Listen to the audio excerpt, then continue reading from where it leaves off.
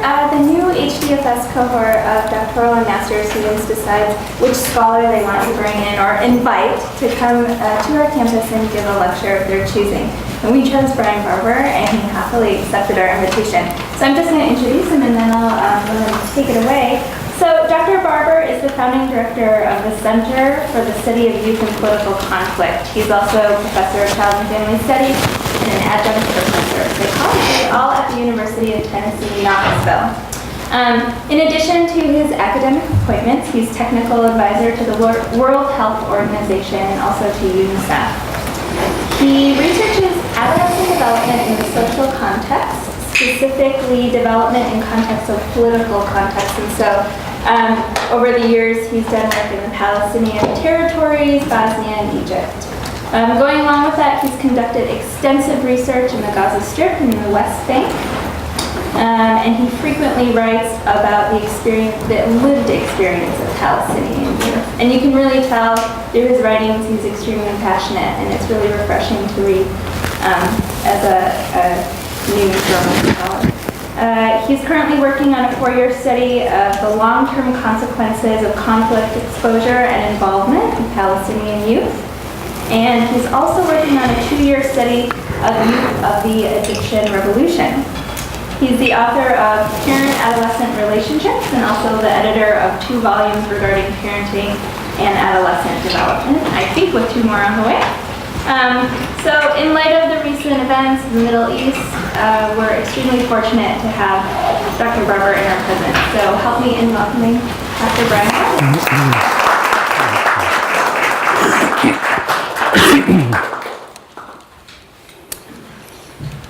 Well, thank you very much, Lindsay, first for the invitation and your classmates. I was honored to get it and quite happily accept. And special thanks to Lindsay for being so flexible with a precarious travel schedule of mine. I had to change dates a few times, but I appreciate the flexibility. I'm really happy to be, can you hear me if I speak at this level? Okay. So I'm really happy to be here. It's only my 2nd time in Madison, and I hope you appreciate the weather I brought you yesterday and today. Such a beautiful place you have to be, and I envy you.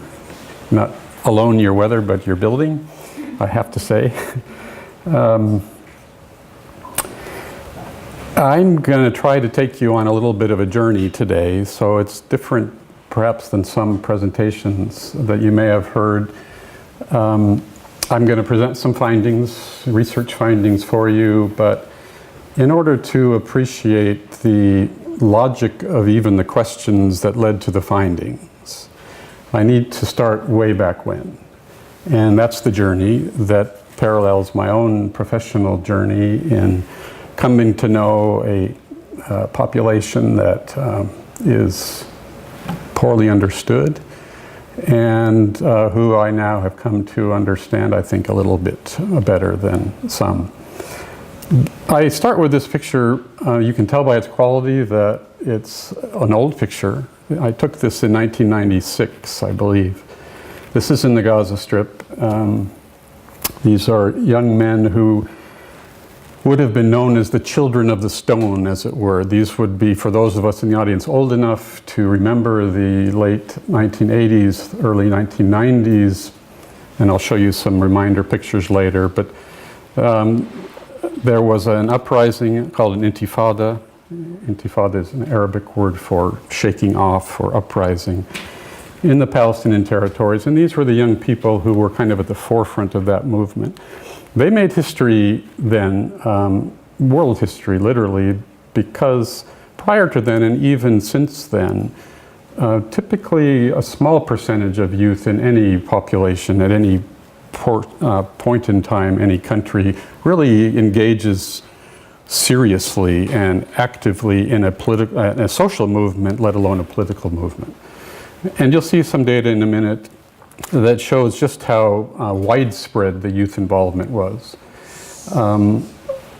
Virtually everyone at some point was involved, and many repeatedly, and men and women, and adults and children, and so forth. And so the world, the media took took notice for the first time at these young boys throwing stones and kind of put the Palestinian issue on the map for the first time globally. And I, for a variety of reasons, started to study them, and I won't plague you with those historical details, although they're very interesting stories to be had. But I began studying them in the late mid-1990s, and I'll give you a brief historic background in a minute. Which has led over the years to a lot of work and a lot of writing, and now a new project that is ongoing that is designed to try to understand how that cohort of young people and their sisters are doing now as adults. So you have a historic cohort of young people who were involved intensively in political conflict for extended periods of time. What is it that comes of such a population? You know, as tragic as wars are, most people don't die in wars. And most people are not psychologically deranged because of their experiences. So the question becomes, well, what happens, if anything, to that group of young people having those formative years spent in such intense experiences? And so that's the design of what we call the PAL project for short. It's funded by the Swiss Foundation, Jacobs Foundation, and we have a small team. And all of our field work is done by a partner organization in Ramallah. And these are our list of what we call key informants. So they are both Palestinian by heritage and expert professionally in some realm that is relevant to our studies. So in this list we have political science, public health, human development, psychiatry, public health, and education. So these are this is really the core of the team. And we rely on them at every moment to make sure that any interpretation we're making of the observations and data we have is fair. So there are four phases, and I may only cover one of them today. But let me just tempt you with the breadth of it. So the first phase was fully organic in nature, qualitative, and I'll talk a lot about that phase, as I said. The next phase was translating that narrative information into quantitative assessments and pilot testing that on a large, relatively speaking, sample. And then the third phase, which is now also completed, testing our newly devised measures and utilizing a very interesting event history calendar methodology, which maybe some of you are familiar with. And if I don't get to that and you're interested, I'm happy to respond to a question about that. But that's the essence of the phase 3, in which we essentially, just quite briefly, we charted the life histories of these 1,800 young people, now 35-year-old people, from the first Intifada, 1987, it's begin when they were children and youth, up through the present, which was 2011 when we collected the data, on an annual basis. And there are nifty ways that psychologists have developed to overcome memory bias and recreate a person's life history with minimal memory bias as possible. And we have beautiful data about that and great stories about how hard it was to learn that method, to train that method, to translate that method, and then to see really credible, valid data come from it. So that's a good tease, and I'm probably not going to get there much, but I'm happy to talk about it. And then phase 4 is pending. So once we consume much more of our data from phase 3, it's already apparent to us that as careful as we were to measure relevant things, there is still information that could only come from a subject's interpretation of the finding. And so we'll go back strategically to certain of these individuals who have provided us data in phase 1 and 3 to get more detail some unique findings, one of which I'll answer a question about if I have time. We're just beginning that process of analyzing phase 3 data, so I just have tentative results. So I need to, well, let me say back to the journey method.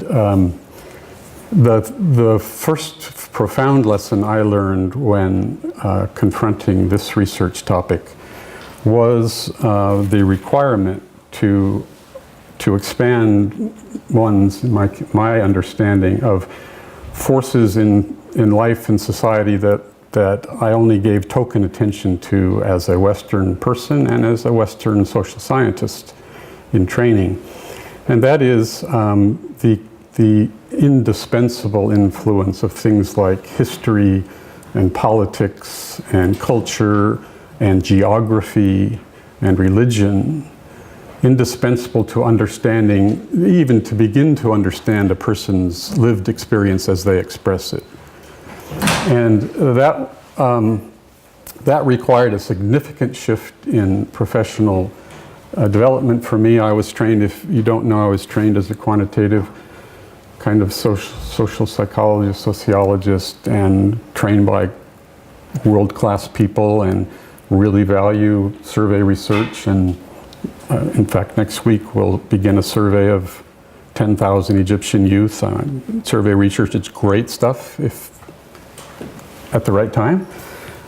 Here I learned that all of the survey training that I had got, and even the very rich data set that my team that invited me to join this project collected, 7,000 families with a mother, father, adolescent child in Palestinian territories.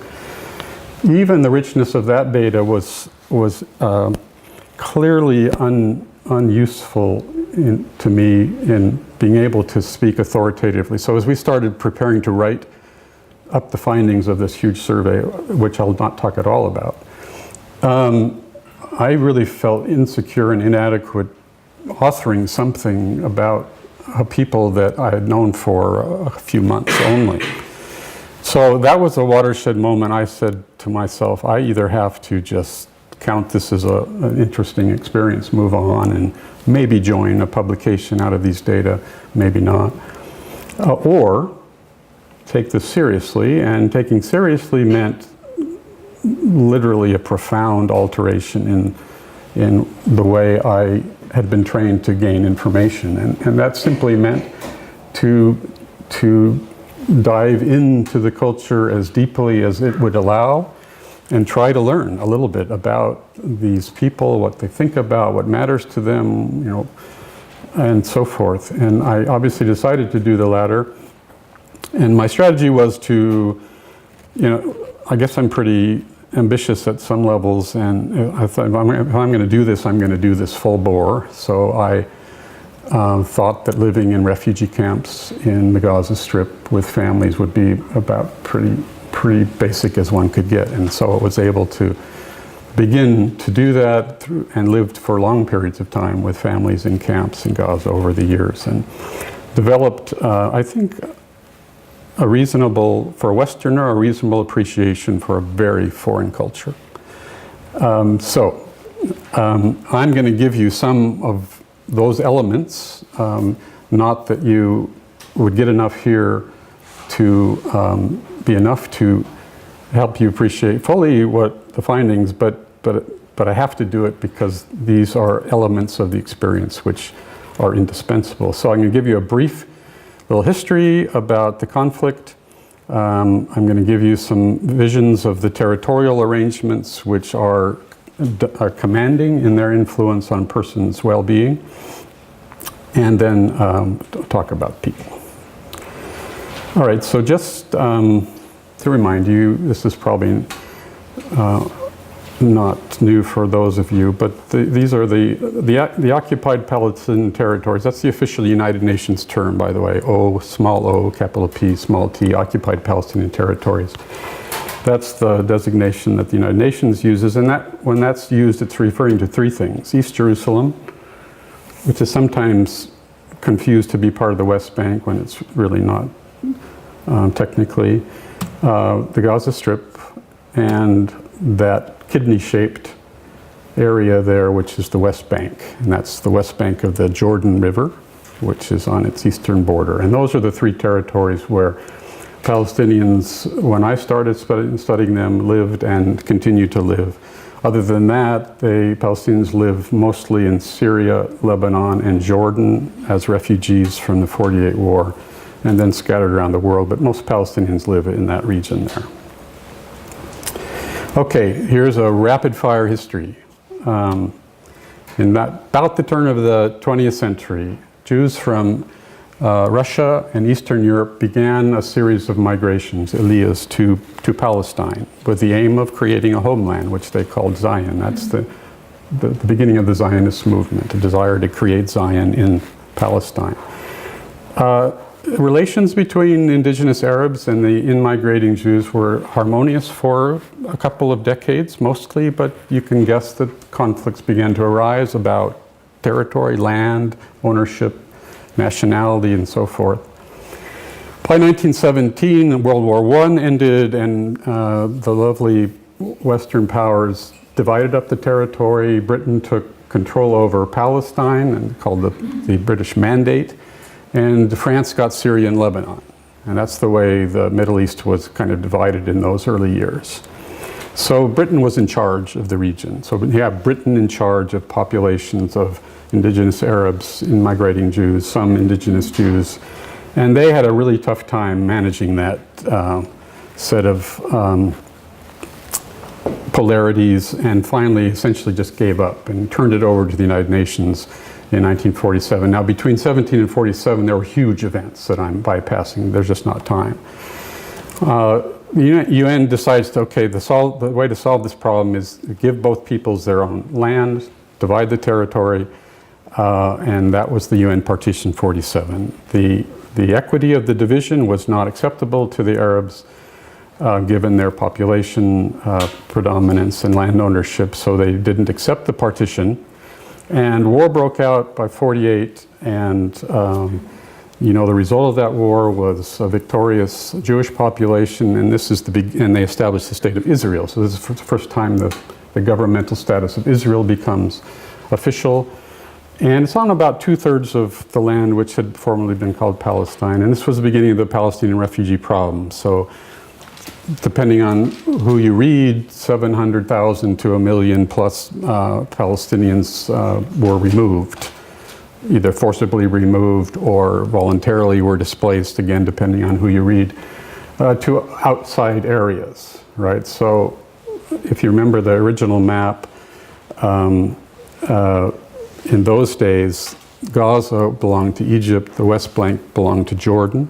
So refugees went mostly to Gaza and to Jordan. And then you'll see shortly in 1967 there was another war, a 6-day war, and Israel was victorious there and took control over the territories. These territories here, which I list: Golan Heights, West Bank, East Jerusalem, Gaza Strip, and Sinai. So in 78, Sinai was returned to Egypt via the Camp David Accords. And the other territories are still officially designated as occupied territories. The Golan Heights is up in Syria. You hear very little about that for a variety of reasons. But you hear a lot, of course, about the West Bank, East Jerusalem, and Gaza. 1987, for all sorts of interesting reasons, a big uprising began. This is the first Intifada I told you about. It lasted until 1993, when there was a secret back channel arrangement in Oslo, hence the name Oslo Declaration, where Arafat, the leader of the Palestinians, and Rabin's representatives sealed the deal to stop the Intifada and create a progressive transfer of authority from Israelis to Palestinians in terms of territory, management of institutions, and so forth. And what was envisioned was a progressive, slow turnover. That didn't work for all sorts of reasons. And here I note, this is when I entered the historical moment. By the 2000, there was a second Intifada. It was drastically different than the first. It was much more violent on both sides. It was a qualitatively different experience. It kind of ended in 2005, although it's a vague ending. In 2005, Israel withdraws its settlers from the Gaza Strip, so Gaza becomes completely Palestinian in terms of its population. 2006, there was an election in the Palestinian territories, monitored from the outside, fair as can be, and Hamas, the more fundamentalist version of Islam in Palestine, won a surprising majority of votes. Everyone, including Hamas, were surprised by this victory.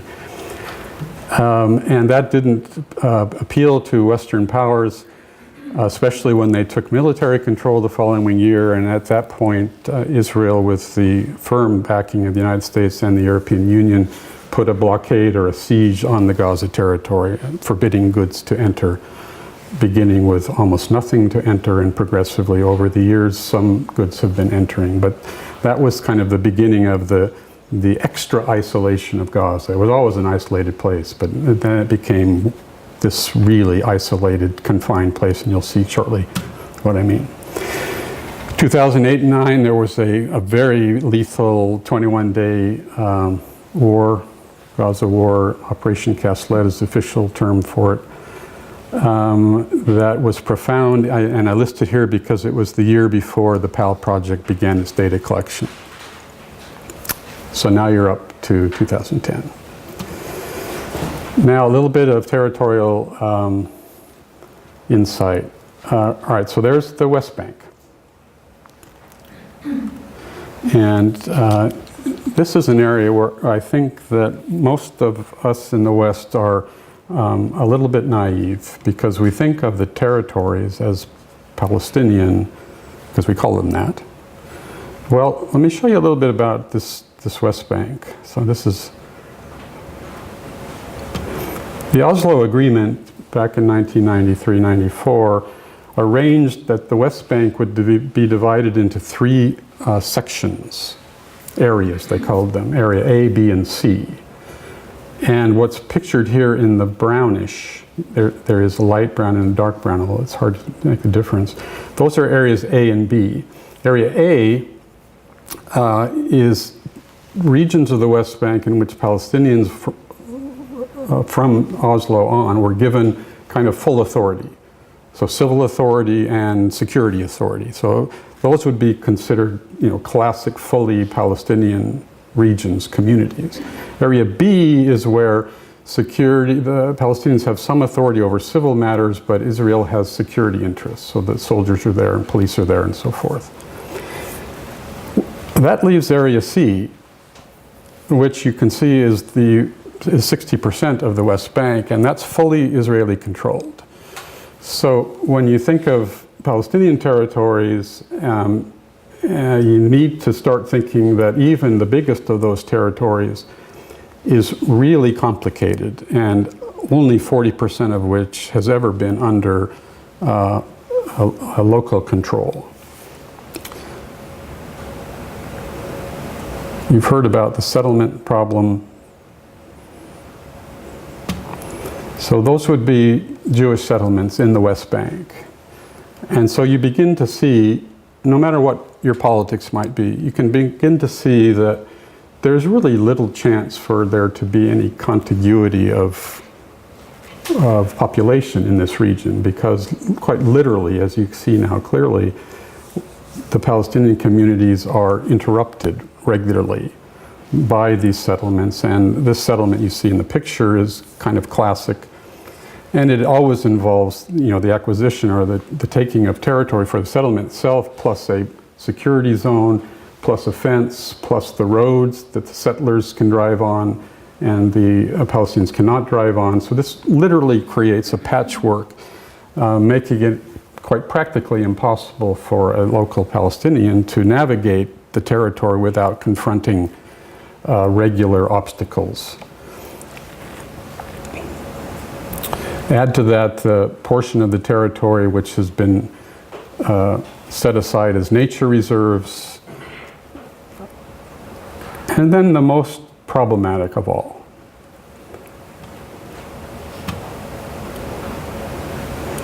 Those are, all of those little X's, the big and the small ones, are barriers, either checkpoints or fences, such that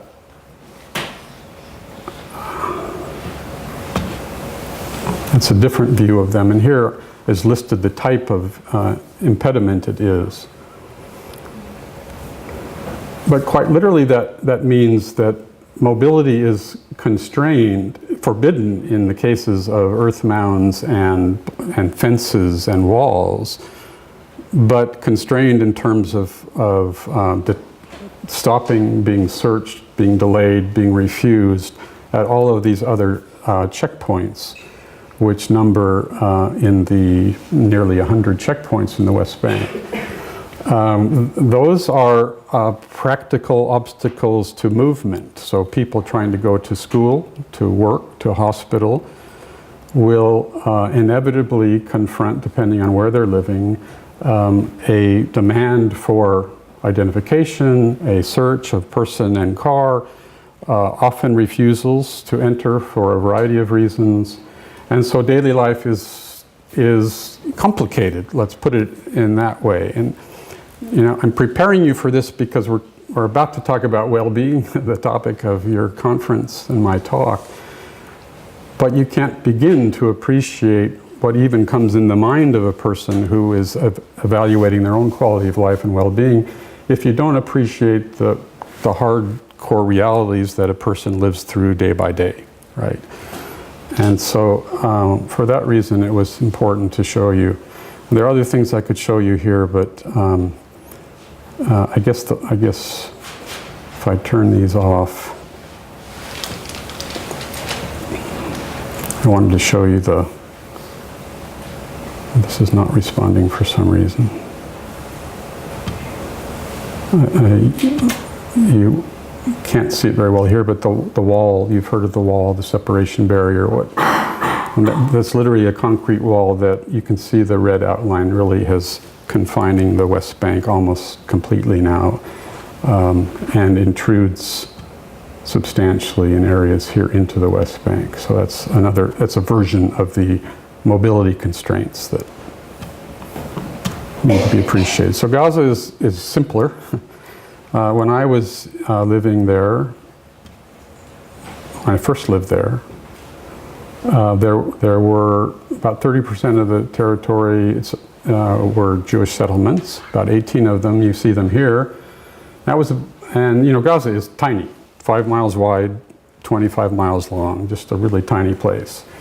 And so of course, for the settlements, there are soldiers, there are bypass roads, there are all sorts of, you know, all of the accoutrements of a settlement in a foreign population. They were removed in 2005 for all sorts of reasons. But here are existing conditions. First, there's a fence around all of Gaza. In addition to the fence, here are the security zones. So you've got the fence, and then you've got the kind of don't enter part, lest you be subject to being fired upon. So more of the land is taken, the point being. And then something that most people don't understand also, the restrictions extend to the sea as well. So Oslo only allows fishermen to go out 3 nautical miles. Now, maybe some of you are fishermen, I'm not, but I can tell you that from their report that means that they can barely find enough fish of any quality to sell. And Gaza used to be a thriving fish market. Fish used to be quite readily available when I was there. I was often served fish in those early years, but now it's fished out, right? And so if you pass that border, I mean, there are Israeli gunboats or destroyers that are right there, and you know, you are in risk of being shot at. So again, my point here is in physical conditions, confinement. We can vary all we want about political decisions about who's right and who's wrong, but there's no doubting the physical conditions in which these people we're about to study are living, which have an unavoidable impact on what well-being is. Lastly, Jerusalem. This is a tough slide, but pretty much this is the city of East Jerusalem. And the brownish stuff is, again, the Palestinian communities. The reddish, purplish stuff are settlements. And so you can see that even in the tiny little part of East Jerusalem, there are all sorts of impediments, and increasingly so. All right. Now, this is back when I first arrived. This is the view into a camp. Not quite in a camp yet. Cinder block structures. These were neighbor kids of the first family I lived with. Came to be photographed. Here's my first family. That's me, believe it or not, in the middle, a younger version of me, holding the happiest human being I had ever met in my life, Heba. Just delightfully happy, exuded joy and astonishing proportions. So this is the Fagawi family. I lived with them first. They were so nice to let me, not just to welcome me, but to let me experience their culture. So I did everything with them. I slept on the floor with them. I ate meals with them.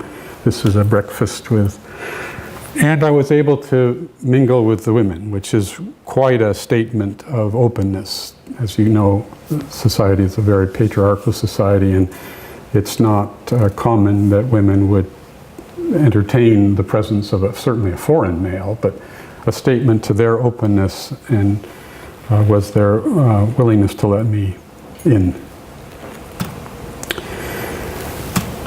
So those old folks will recognize these pictures. These are kind of like what you young folks see from Egypt or Syria now, but this was all of our TV screens in 1994. 87 to 1993, and took the kind of world by surprise. These young kids, slingshots, throwing stones against a heavily armored force. That was the nature of the first Intifada. This is, now, let's not linger here too long, but these are data I collected back then. But just to give you a sense, look at the size of the proportions, 90, 80, 60. These are, and for females, even extremely high, especially for an Arab or a Muslim population, in terms of engagement. So this is my point earlier. This was historically unheard of, that so many young people would be involved. Here are some other forms of activism that we're engaged in. Of course, there was harsh treatment. That's what conflict and war is about. These are some of the images which, by the way, none of these images are ones I took. These are taken from the press. But this was the nature of the experience in those first years. And here are some data which are sobering. The degree of exposure, what we'd say exposure to political violence. Again, I'm not going to linger. I just want you to see the prevalence rates. They're quite high. And we can talk about any of these you want to later, but... A quarter of youth were hit by bullets? Shot at.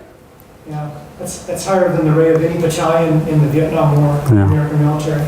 Yeah. Yeah. Okay, what I learned from that early experience from an academic perspective is the research literature then, and I must say with shame now, are still enormously primitive in not appreciating the complexity of conflict, and so most people publish studies now on counting up the level of violence exposures and correlating that with PTSD, and that's a published finding, and it's not a surprising finding, and it's so terribly uninformative. And so I started to begin the appreciation of needing to work on that aspect. As you may guess, the outcome of choice is psychopathology coming from trauma and deficit models. And I'm embarrassed to say that even the best funded recent ongoing studies focus on depression and aggression as the outcome variables. It's a infuriating inertia in science, which I'm trying hard to fight against. There was then and still now is a lack of voices from the ground. Still, scholars think that they can appreciate this complexity without actually talking to people. And that still needs substantial improvement. And then and now there's, the short-term stuff, right? Rush in, assess the trauma, assess the stress, and then move on. Sometimes for resource constraints, but also for limited visions. And so we really don't have anything, save maybe a handful of studies that have seriously tried to look long-term at a conflict population. That sets you up for PAL. And PAL was designed to try to remedy or try to address all of these things. The basic questions are what's happened to these youth and how, if their conflict experiences have impacted their life. Most of them are alive still and have not deconstructed, but have continued to live. So the compelling research question for those interested in exposure to adversity is, well, how does that play itself out over the long term, which immediately brings in the questions of impact on transitions. And does that, okay, so I had a tough time, I was in prison, I was beaten up, so what? I'm still intact mentally. Where's the impact? Well, the impact might be I wasn't able to finish high school. And if I wasn't able to finish high school, I can compete less for one of the fewer jobs. And if I can't get enough money, I can't marry on time. And for Arabs, marrying on time is a big deal, especially for men. And if I can't marry on time, then I'm stigmatized. And there finally is the effect, oddly enough, not on the mental trauma of seeing a death or being beaten, tortured. One can get past that apparently under some conditions, but the real effect might well be the fact that later in life it plays itself out by me feeling really bad. Not because of my trauma, but because I'm out of place in my society. Right? So those are some of the interesting questions that one has to start to ask. One looks on the longer term. All right, so, okay. And now I know I'm not going to get anywhere near through what I was going to present to you today. So PAL, you see the purpose of PAL. Put yourself in my position. You got the money. You want to study the current functioning, the current well-being of this population who are now in their 35s and 40s. How do you measure that? Literally, as a methodologist, ask yourself, what am I going to measure as my dependent variable? Well, it's not an easy question to answer, unless I want to just transport Rosenberg's self-esteem scale or X, Y, and Z measure.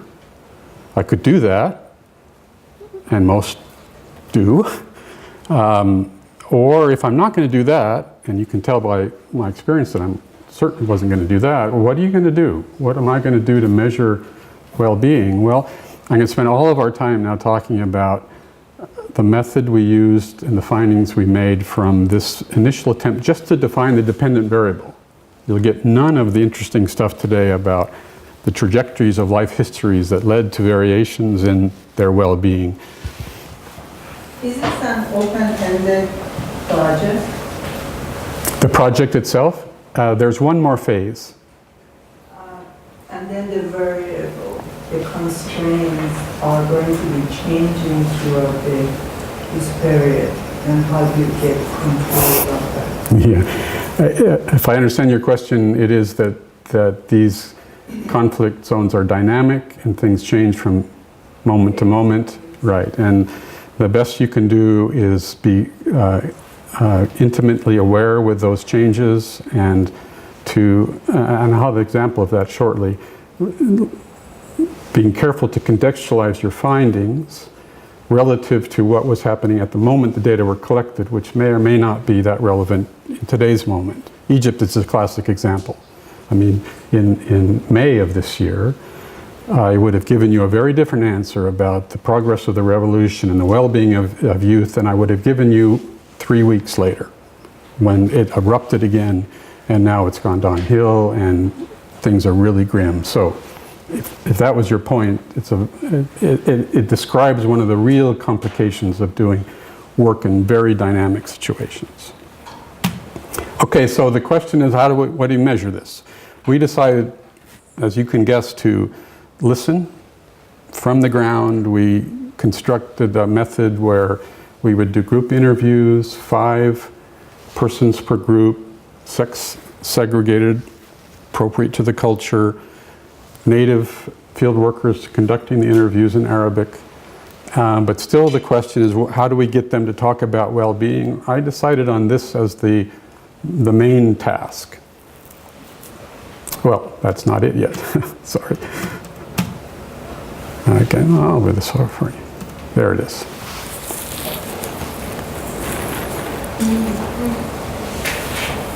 This has been used before by others, not many, but some.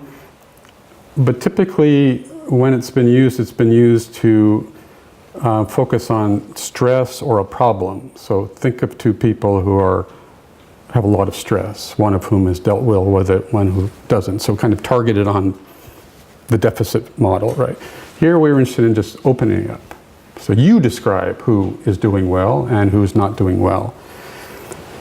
And each of the 5 people in the interview would in turn answer that question, offering 2 examples. We made sure that they were talking about explicit actual individuals to the point eventually where we said, please give us the first name of this person, because we didn't want it to meander into kind of ideal types, but rather actual people.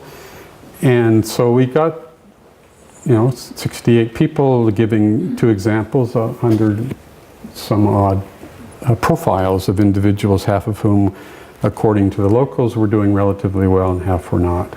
That was the main source of data. We had then asked them to free list the domains. Okay, so folks, we've talked about well-being now. What are the really categories? Just list them off. And so they'd list them off. And then we asked them to, okay, of that list, you now need to commit to the top 3. So salience here, what really is critical for you.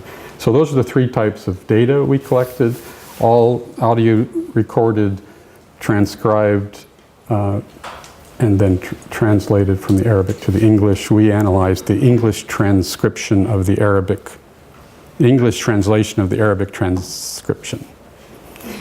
Always going back to the key informants, showing them the English, showing them the Arabic. Did we get this right? Are coding structures sensible to you? Et cetera, et cetera. And we did add a list. I'm going to skim over all of this. Happy to talk about details later. All right. Here are the proportions of females. So there were 35 females. Here on the left are the domains of well-being that we interpreted them describing. And that top bar, that's for the economic.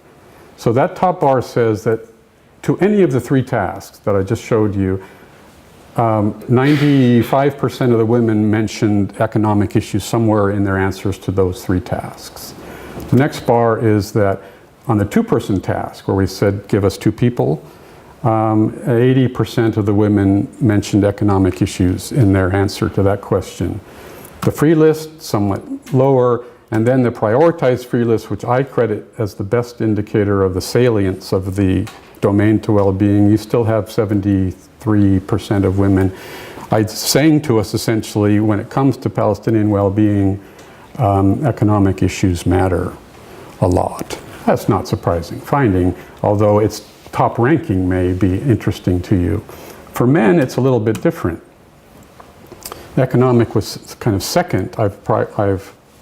These are arranged hierarchically by the 4th bar, so the prioritized free list. So for men, 64% included political issues of some kind in their prioritized free list. And the only domains for which half of the population or more included it in the free list are economic and political. Right, so if you forced me to give you a two-word answer to what determines quality of life well-being for Palestinians current day, I'd say economic issues and political issues.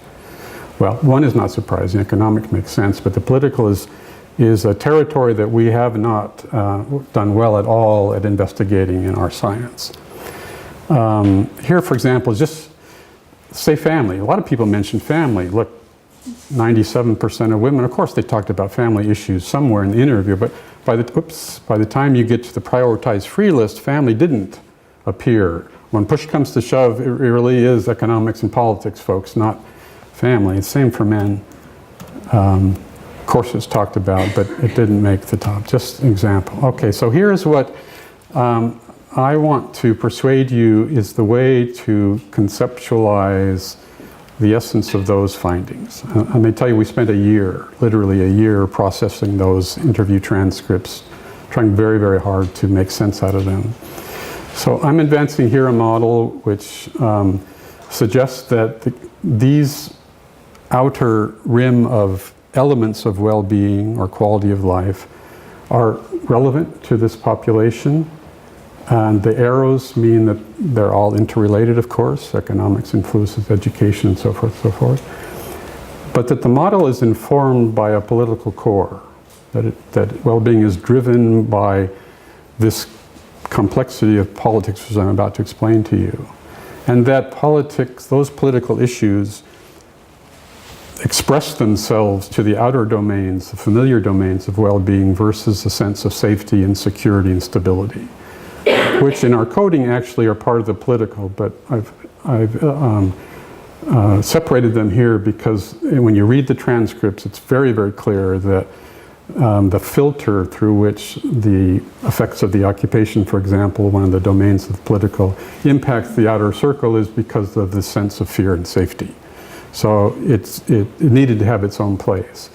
So in short description, this model says that, you know, of course it's not unidirectional. Of course you could argue in some cases that economics leads to feelings of insecurity, which leads to political decisions. No problem with that at all. But to be true to the data, the analysis would say that what drives the well-being of this population of human beings is the political realm.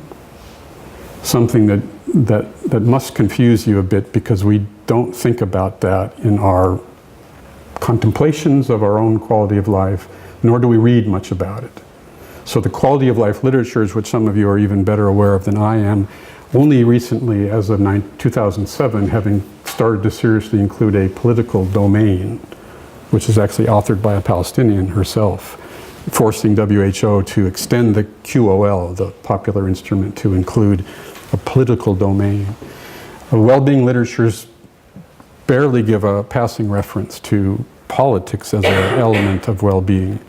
So there is a finding here that's unique and needs explanation, and that's what we're spending our time about.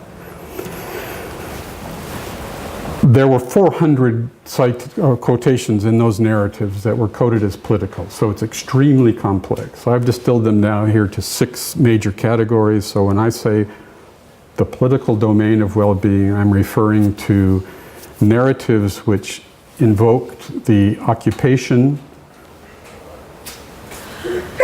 and subcategories is structure and features, specific military actions that people have experienced, their perception of the impact of those actions on their life, and their own political activism. So these things surfaced in describing, say, a person who's doing well is someone who either was or wasn't active, depending on who the person was, etc. And then these are the other 5 domains of the political. That's what's being referred to here as the political domain. Just some rest for me and some voices for you.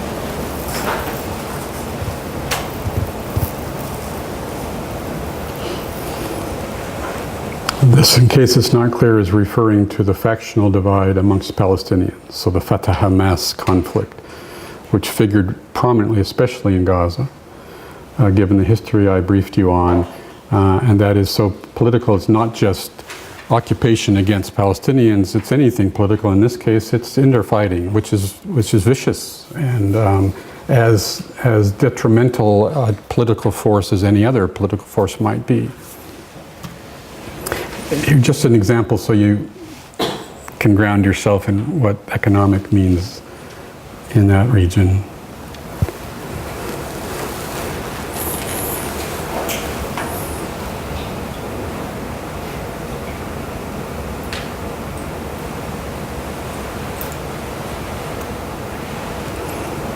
Okay, I'm going to try to wrap up now with an implication for my developing thoughts as to what this means. This is still pretty, I mean, it's not new for me to think that political matters. I knew that 10, 15 years ago, but to try to really figure out what that means at a broader level, I'm wrestling a lot with myself. So these are developing thoughts on my part. So you might ask yourself, okay, well, his data may be valid for Palestinians, but so what? I mean, okay, they're people, but what about the rest of the world? Is there any relevance of this? And in case you're not clear on what that relevance is, let me try to signal it for you. For me, the data say quite clearly that the political is really a package that contains values, particularly justice. So the reason the political is important is because it either preserves or violates justice, which brings in human rights, human dignity, safety and security issues, and the proper interpretation of when Palestinians say the political matters or when their narratives imply the political matters, it really is a discussion about the violation of justice. And that then immediately becomes relevant to much broader populations because all sorts of populations around the world experience injustice. Find me a country in which there isn't a portion of the population that feels oppressed or discriminated against. You can't find one. And so I'm beginning to think that the contribution of this stuff is going to lie primarily in its admonition for us, even of scholars of our own people, to recognize that suffering, the opposite of well-being maybe, is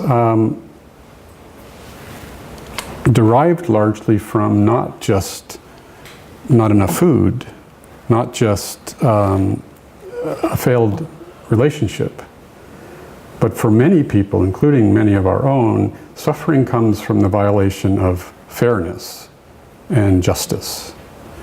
Prileltensky is a community psychologist you may have heard of him from Florida. He does not study the Middle East at all, but he's written a piece in 2012 which is brilliant, titled "Wellness is Fairness." And he's making this exactly the same argument here, concluding from very different populations. And his argument to the well-being and quality of life folks is, wake up. You have missed one of the most essential sources of well-being / suffering, and that is issues of justice. And so here I'm just listing for you quickly the variety of literatures that exist that speak to this, but we have not included in our studies of well-being and quality of life. There's the Wellness is Fairness. Anthropology, Social Suffering gets at this very same thing. Krieger's Eco-Social Model of Public Health talks about structural barriers, political barriers. Psychology even, some work on discrimination and oppression, and probably lots of work that you're thinking, why the hell isn't he citing that? I'm sure there's much that I'm not including, but just to show you, even progressive psychiatry is starting to call itself to task for having ignored the contextual sources of suffering. My example to help myself initially and those who might read this paper, which actually is finally drafted tomorrow, is to draw your attention away from Palestine to New York City and contemplate the stop and frisk policy. Political, of course, it's a policy. It is it's a policy of a government that therefore is political. You know that stop and frisk is the freedom for police to stop and frisk anyone they want without cause. And you also know that the vast majority of those people are Hispanic and black. So to me, the life of a Hispanic person or a black person in New York City is very much akin to the life of a Palestinian, for example, because daily life, literally daily life, I imagine for a black person in New York City, involves worry, fear that I might get stopped and frisked and demeaned in a variety of ways, maybe hauled off. That's an example of the political impacting quality of life, well-being, even amongst a population as far from the Middle East as you can get. That's one illustration. The other way I'll try to render it, and this will be my final statement, is if you were to do this study, if we were to do this study, same methodology in a majority population, say middle-class America, I would guess, as you would, that core would not be political in the model that we derive from that, because you and I wouldn't talk much about political things. In our conception of quality of life, we talk about economics, relationships, ambition, achievement, things which make up our quality of life here. And so the answer would be, well, so politics only matters for people who are discriminated against. And I'm going to argue no. I'm going to argue that it matters just as much for you and me, because of the very fact that we don't mention it is reflective of the political system that we live under, which in its primitive ways, granted, does preserve basic rights and justices such that you and I aren't aware that that realm of life is intruded upon and infringed, and we have the luxury of enjoying well-being at other levels. But it's because of the political system and the philosophies we live under. So I would argue then that the political is every bit as relevant to any human being, to the degree that it really is policy and political structures that determine day-to-day access to basic human rights. And the population I happen to study live in a region in the world where those basic rights are violated constantly, and therefore they're concentrating on the political.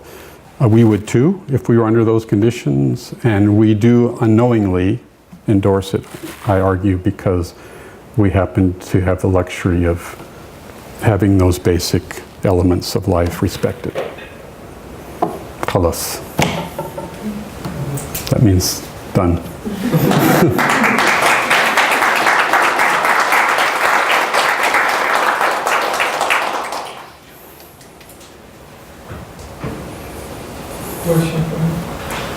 Yeah, we have some time for questions. Yes, sir. Some of our students may want to devise, surveys and conduct these things. What is the key to a successful survey writing, especially when you are a Westerner, you are going into a community that there is a suspicious of what information is going to be used, who is going to access this, if I'm answering this way versus the other way, Great questions.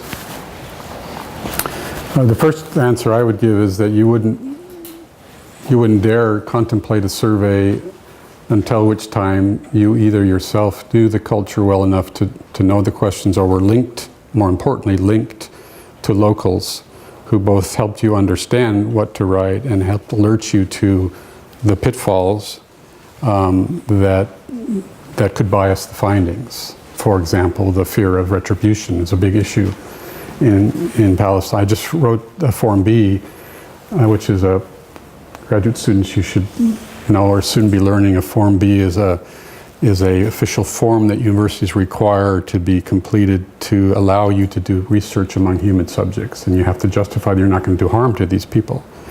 And in the early days when I was doing the work with these young people, there was a severe, well, there was a meaningful risk of retaliation because of the system at the time. If they were to have confessed to have thrown stones, for example, back in 1996, and already 85% of them did it, if they were to have said that and that got out, there was risk that they could be called in. So I barely got any permission officially to even conduct the work. And I was able to, I should say, the committee was impressive enough to be creative and allow. Here's a classic example. It gets to your point. Arabs don't frequently sign documents, at least Palestinian Arabs, right? So it's not part of the day-to-day life where, like we do. I had to sign a form when your friend wanted to film me here, and that's commonplace. We sign things all the time. We read them sometimes we don't. We just sign our names. That's not part of Arab society, and for Palestinians, for example, to sign a document back in the late 90s would have meant you're doing something that is in relationship with Israeli authorities. Otherwise, they were never asked to sign something. So there's a strong suspicion of anything that would involve a signature. So I was able to persuade the IRB committee, the committee that approves these research forms, that it would be more risky to have active consent, signed consent. Typically we have people sign, it's okay to interview me. And I was able to persuade them that that would provide more risk to the person because of the sense of humiliation or potential threat, and it certainly would bias the findings because they would be very cautious about what they'd say.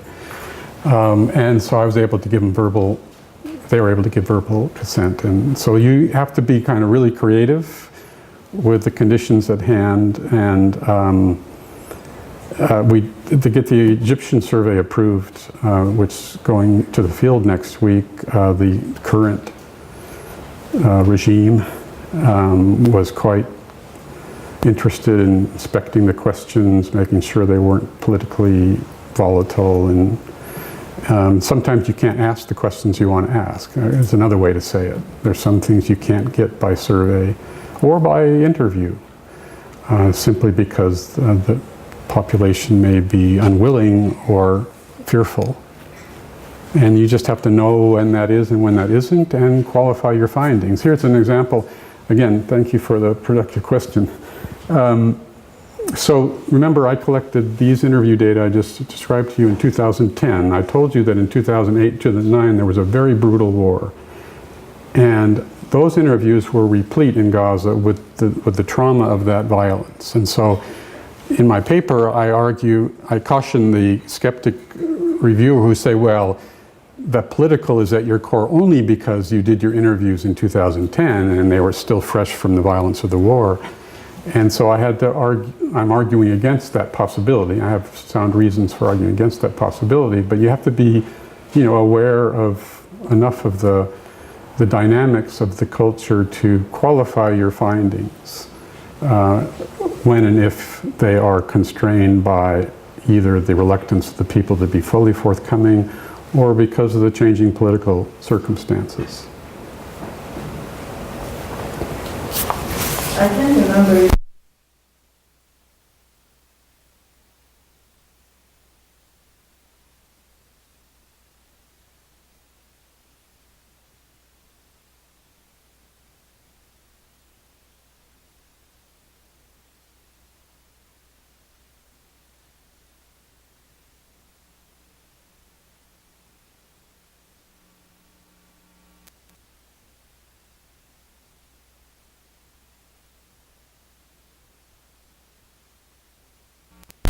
And thank you. The funding is from a private foundation in Switzerland who funds research on youth.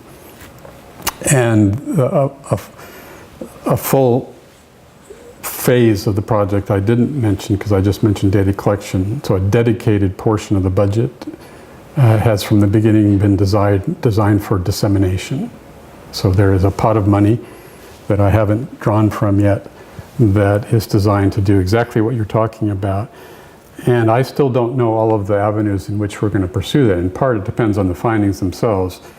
I mean, when the key informants saw these findings, for example, the local Palestinians, they were variously excited about different audiences that need to hear this. So we're appreciating more and more the implications of the findings, and so I would guess that the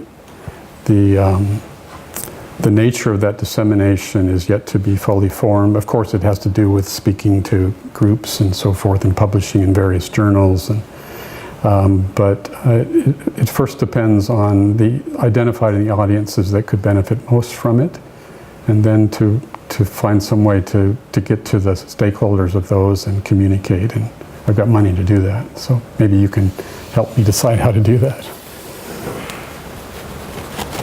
Sure. Yeah, of course, oppression is going to mostly harm people, and we ought to oppose it for moral reasons anyhow. But Glenn Elder's work, with which you're familiar, also showed us that difficulties, being challenged, can spur positive development. Being oppressed and fighting against it can give you meaning and can cause you to take your own life more seriously. And I'm curious if from your two persons interview question, you got evidence of growth from people being motivated to in opposition to the oppression.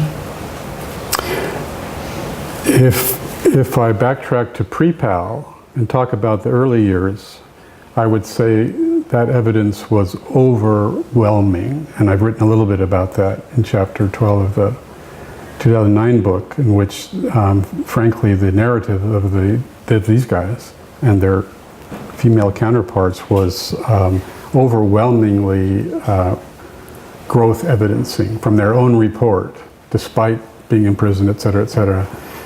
They were energized, happy, cohesive. Their memories of the movement were the cohesion of the population. And no question that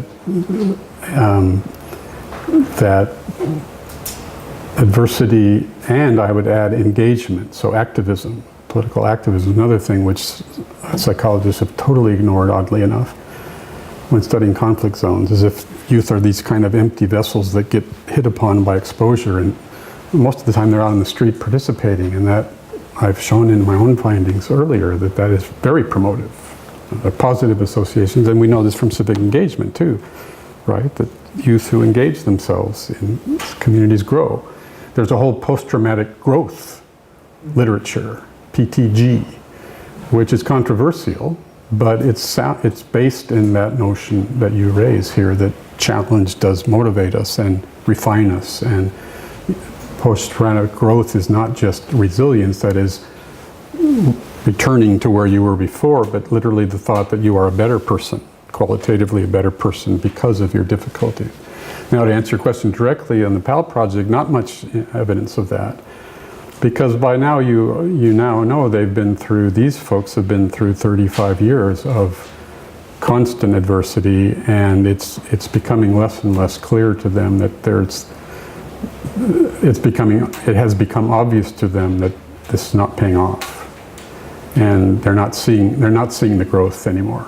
It has an echo to Elder's work in his two cohorts. The cohort who could respond effectively to family poverty grew from it, but the younger cohort who couldn't respond effectively was only harmed by it. Yeah. So yeah, it does depend on access.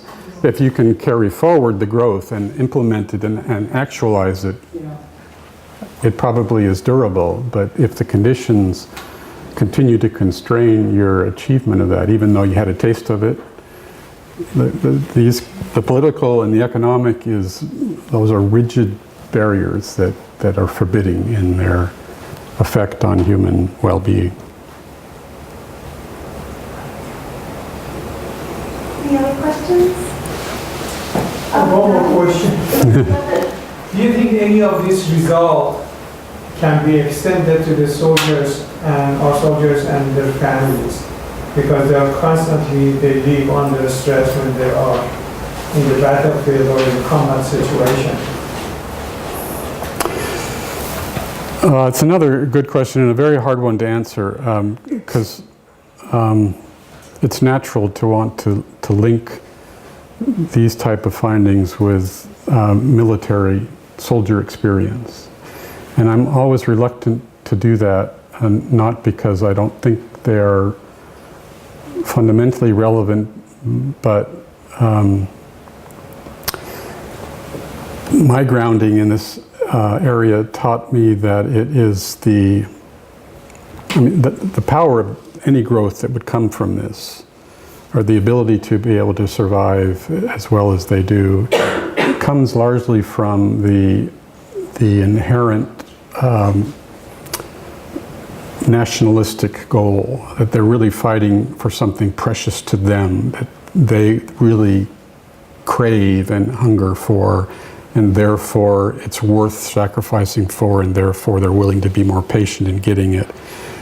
And while I think that might be true of, say, our soldiers to some degree, I can't imagine that the passion our soldiers take with us is of that nature, of that essential grounding nature, such that they might be, I would say, more vulnerable to the traumas and adversities of conflict than these folks, because as dedicated as they clearly are to the United States, certainly they wonder what the missions really are, and certainly they wonder is this really worth it for me and for the people that I'm working with. And those questions are less salient to these type of folks for whom the questions are, yes, this is worth it, of course it is. That's my hesitancy to cross the border, so I don't go speak to audiences of military veterans, because I'm not sure that my stuff it might be misleading even for them. When you were talking earlier, you were talking, not here, but earlier before, you were talking about the phenomena of chronic humiliation. I was wondering if you say a little more. Sure, thanks, Steve. That's one of the findings that has come from the calendar phase 3, which I didn't prepare you with, but let me pose it to you this way from a purely academic perspective. If you were a scientist like myself interested in studying the effects of political conflict on young people, you would go to the literatures and you would find, and I can offer you a recent meta-analysis, I can offer you all the backup you want, that the prevailing notion about that relationship is kind of a dose-effect relationship. The more violence exposure, the worse you off are mentally, right? It's kind of a cumulative thing. If you've had 5 exposures to someone being killed and I've had 1, you're going to be more depressed than I am. Sounds simplistic, but really when it comes down to it, that's the prevailing model. Well, in our data, we have asked them exposure variables. These kids, not exactly, but all of these 1,800 people, for every year for 25 years, how often from 0 to frequently, 0 to 3, did you experience these 5 types of violence exposure, which I had known from this work to be relevant? Shot at, hit and kicked, home was raided, verbally abused, and seeing someone, a significant other, humiliated. Those were on my list, you might recall, and they're very clearly relevant. So we asked the people to report on their levels of exposure to those 5 things for every of the 25 years. And the nifty thing about data like that is that you can ask very different questions. So the question becomes, from a life history perspective, is not so much about volume of exposure, but patterns of exposure and timing of exposure. So is it possible that the negative effects of exposure to violence might not be in adding them up, cumulative, but it might be in how consistent or how chronic they may be across your lifespan, or when in your lifespan they occur, before formative transitions, for example? Well, lo and behold, our data, I won't do it, I'm sorry. Let me just tell you in words. I'll focus on the men. All analyses are done by men and women separately for cultural reasons. There are 900 men in our study. And if you do latent profile analysis, we found that these 900 men separate themselves into 3 profiles or classes. 60% of them are men that had kind of moderate levels of exposure at what I call predictable moments. So the first Intifada, they had the highest exposure during those 5-6 years. During the Oslo period, virtually no exposure. Second Intifada, exposure went up because conflict went up. And then post-Intifada 2, relatively low exposure. So I call that kind of low periodic exposure. 28% of the sample would follow the same pattern, but higher levels of exposure. So first Intifada, they were really high, lots of exposure to those 5 things, but the same pattern, predictable, periodic, to me sensible. You're more exposed when the conflict is highest. Then there are 12% of the men which stood out and really surprised me because I didn't expect this, but it makes sense afterward. 12% reported no pattern, but chronic exposure to 2 types, verbal abuse and seeing someone humiliated. So that is even during Oslo, even post Second Intifada, where they're kind of relative calm, they're still reporting high levels of exposure. So these are what we're calling chronically humiliated men. Women, that slice was 15%. So there are hundreds of these folks, and this is a carefully representative sample, so we can speak for the population as a whole. They're experiencing chronic humiliation. And so the question is, so what? It's an interesting pattern. Well, indeed, they are suffering more than the other 2 groups in virtually every way.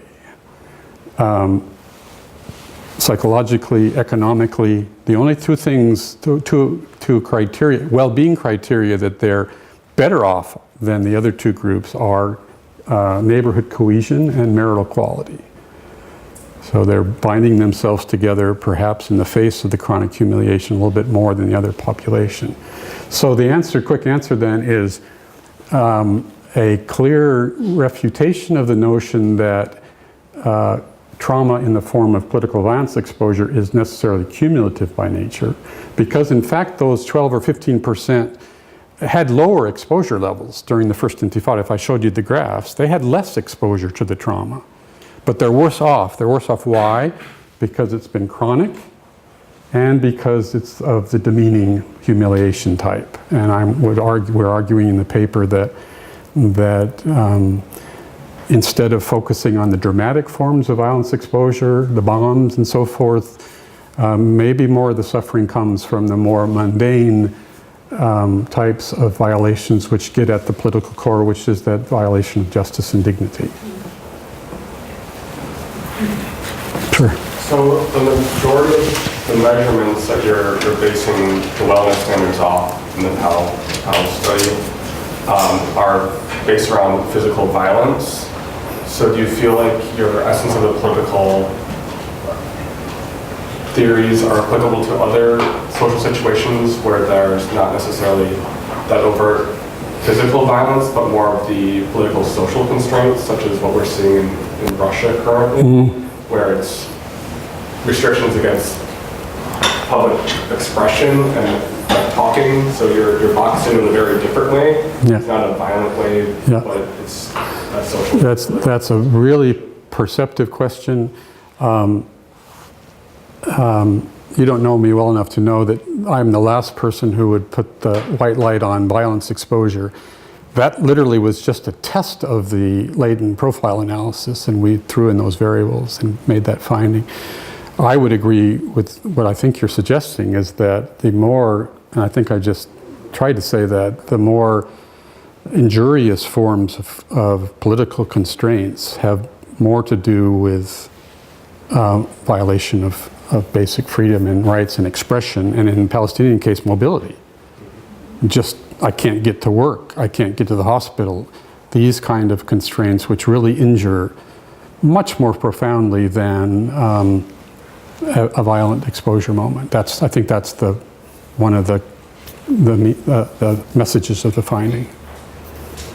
And that makes that all the more applicable then, right? Because not everyone has these forms of exposure, but they do have many people do have those forms. So we'll probably take one more question if there's more questions. In your two-person question, did people identify two people in the same family? They identify members of the family with people outside the family, in terms of those who fared well? Sometimes, let's see, I think there were maybe a few instances where they pitted siblings or family members, one doing better than the other. More often than not, it was not within family. And often, interestingly, the choice of the person doing well was a foreigner, right? So a good life is had by my cousin in London who enjoys freedom of expression, and the litany of political freedoms. And the bad person is my neighbor in Gaza. Right, so in other words, some had to search outside of the culture to find an example of someone doing well. Well, thank you so much. You're welcome.